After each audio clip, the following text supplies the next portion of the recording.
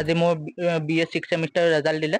মই মই ডিব্ৰুগড় বিশ্ববিদ্যালয়ৰ ভিতৰত বুৰঞ্জী বিভাগত first class 12 number place rank লাভ কৰিবলৈ সক্ষম হৈছোঁ।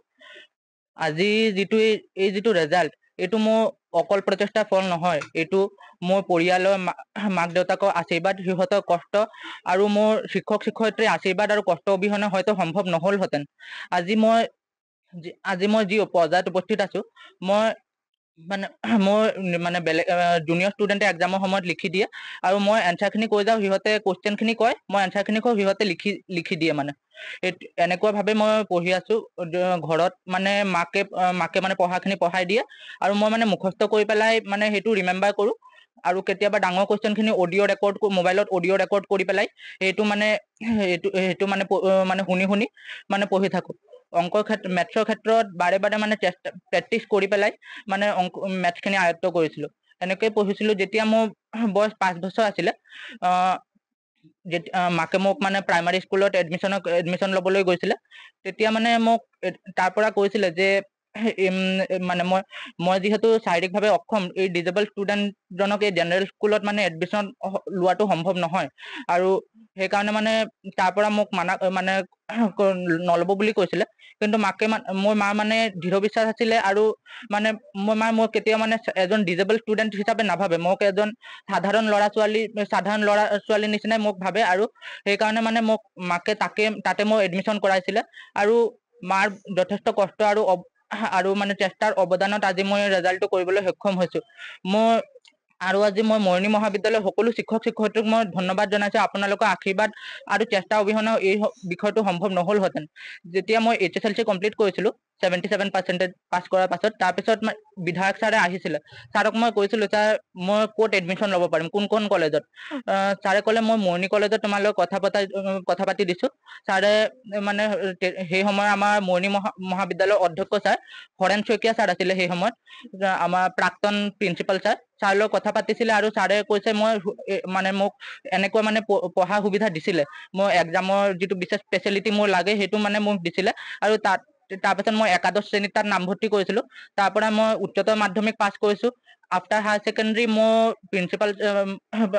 ছেকেণ্ডেৰী পাছত MLA ছাৰে মোক আকৌ অভিনন্দন জনাইছিলে। আৰু ছাৰক মই তেতিয়া কৈছিলোঁ, ছাৰ মোৰ যিহেতু আৰ্থিক দৰিদ্ৰতা, মোৰ পৰিয়ালটো মানে ফাইনেন্সিয়েল কণ্ডিশ্যন ইমান ভাল নহয়। মই সৰুৰ পৰা মানে ট্ৰিটমেণ্টৰ কাৰণে যাব বিচাৰিছোঁ, কিন্তু পৰিয়ালৰ আৰ্থিক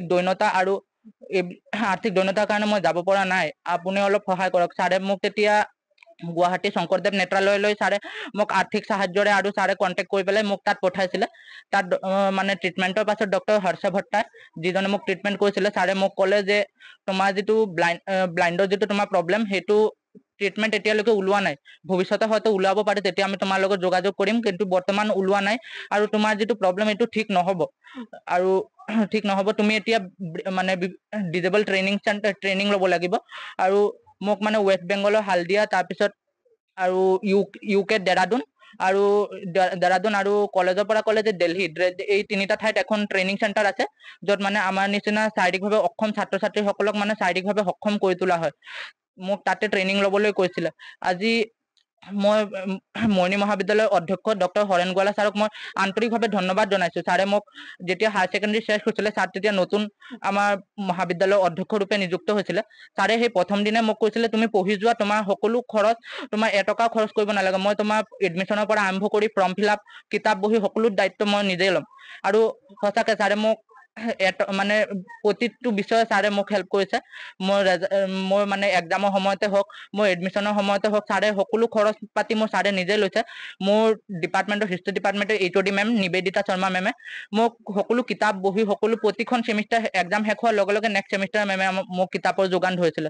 আৰু মই এই আৰ্থিকভাৱে দৰিদ্ৰতা, মোৰ দেউতা এটা স্পেচাষ্ট্ৰক হৈছিলে। মই যেতিয়া ক্লাছ 9ত আছিলোঁ, তেতিয়াৰ পৰা দেউতা মানে জবলেছ, আৰু দেউতাক মানে বেড ৰেষ্টৰ কাৰণে মানে পৰামৰ্শ দিছিলে ডক্টৰে। তেতিয়াৰ পৰা দেউতা যে জবলেছ, তেতিয়াৰ পৰা আমাৰ পৰিয়ালটো মানে আৰ্থিকভাৱে পিছ পৰি আছে। মই চৰকাৰৰ ওচৰত এইটোৱেই বিচাৰোঁ, মই মাক দেউতাকে আজি ইমান কষ্ট কৰি মোক এই পৰ্যায়লৈ লৈ আহিছে। আজি চকু অবিহনেও মই আজি স্নাতক ডিগ্ৰী কমপ্লিট কৰিব পাৰিছোঁ। আৰু সেয়া মোৰ নিজৰ প্ৰচেষ্টাৰ ফল নহয়, মোৰ সকলো শিক্ষক শিক্ষয়িত্ৰীক চেষ্টা আৰু যিহেতু যিটো পৰিশ্ৰম তাৰ বিনিময়তে মই আজি এই স্থানটো লাভ কৰিবলৈ সক্ষম হৈছো। আজি মই চৰকাৰৰ ওচৰত এইটোৱে বিচাৰো যাতে মই কিবা কৰি যাতে মই নিজৰ পৰিয়ালটোক মানে আগবঢ়াই লৈ যাব পাৰো। মোৰ দেউতা বেড ৰেষ্টত, মোৰ বেক চাইডত মোৰ পিছত থিয় হবলৈ কোনো নাই। মই নিজে মানে পৰিয়ালটোক যাতে মই আগবাঢ়ি লৈ যাব পাৰো আৰু মই মানে জীৱনত যাতে এজন সফল নাগৰিক হ'ব পাৰো, তাৰ কাৰণে মানে মই চৰকাৰৰ ওচৰত আবেদন জনাইছো, মই চৰকাৰৰ ওচৰত অনুৰোধ জনাইছো, চৰকাৰক মই অনুৰোধ জনাইছো। মই মানে বহুতেই ভাল পাইছো আজি দিনটো মানে দেখাৰ কাৰণে মানে আমালোকে মানে বহুতেই কষ্ট কৰি গৈছো। মানে আমালোকে নিজৰ খোৱা পানী মানে কোনো কিছু মানে চিন্তা নকৰি তাৰ পিছত মানে আমি মানে পুৰা ফুল টাইম দিছো, 24 ঘন্টাই তাৰ পিছত দিছো। মানে আমি নিজে পঢ়ি থকা অৱস্থাতেই কওক, পঢ়া এৰাৰ কাৰণে হওক, মানে তাৰ কাৰণে মানে আমি চব বলিদান দিব পাৰো যাতে তাই মানে জীৱনত এটা ভাল মানে নিজৰ পাত মানে দাঁড়াব পাৰে। আজি সি ভালকে পাছ কৰিছে মানে আমি বহুত গৌৰৱান্বিত, আৰু মানে এইটো বিচাৰো যে তাই মানে ভৱিষ্যতে যাতে নিজে কৰি কিবা খাব পাৰে, সেইটো মই মানে বিচাৰো বিধায়কৰ ওচৰত। ইতিমধ্যে বিধায়কক সহায় কৰিছে। বহুত হেল্প কৰিছে ছাৰে আমাক, মানে বিধায়কৰ ওচৰৰ পৰা মানে বহুতেই হেল্প পাইছো আমি। আৰু ছাৰে এতিয়াও মানে তাক মানে কৈছে যে মানে তাৰ সহায় কৰিছে। ট্ৰেইনিঙৰ কাৰণে তাক মানে পঠাব বুলি। আমি মুখ্যমন্ত্রী বা এমএলএ স্যারের কাছে এটাই অনুরোধ জানাইছি যে আমার ছেলেটারে যেন যে কোনো একটা কাজ দিয়া বা পড়াশোনা যে কোনো মানে একটা সুবিধা দেয়া, যে হে যেন হে মানে মাস্টার ডিগ্রি করতে চায়, তারে যেন মানে এখন ট্রেনিং নিতে লাগে, ডিজেবিলিটির ট্রেনিংটা যেন মানে যে কোনো জায়গায় হোক তারে যেন মানে এখানে সুবিধা দেয় স্যারে, বা এখানে গিয়া যেন মানে হে মানে কোনো একটা কাজ পড়ার পর পাশেতেও যদি হে যদি কোনো একটা করিয়া যেন না খাইতে পারে, এটাও তো মানে আমার প্রবলেম না। আমার মানে কোনো একটা কাজ পাইতে পারে, বা হে যেন মানে আর মানে ইয়ে পড়তে চায়, মাস্টার ডিগ্রি করতে চায়, হেরে যেন একটু মানে আকবারে মানে আশীর্বাদ করিয়া যেন তারে মানে যেন আকবারে কোনো সহায় করে দিয়ে আরো স্যারে আরো